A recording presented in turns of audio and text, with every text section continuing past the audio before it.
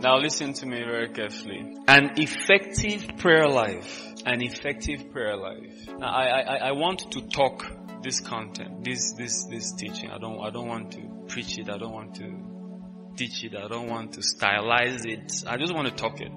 An effective prayer life is one that makes you grow. One that makes you grow in the experience of the reality of your union with God. That's an effective prayer life.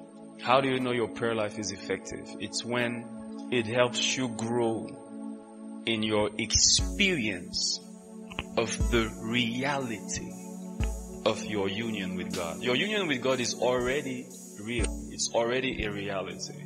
But the purpose of an effective prayer life is to make you experience that reality. A good prayer life is not a prayer life that beats records. You see that people whose prayer lives beat records. They have beaten all fasting records. They have beaten all prayer length records. But they've not beaten intimacy records. You see, I have seen some religious people who could pray, oh man of God. I've seen people who could pray. I have seen people who can brag about the number of days they have fasted for the year, but you don't see any power manifesting in their life.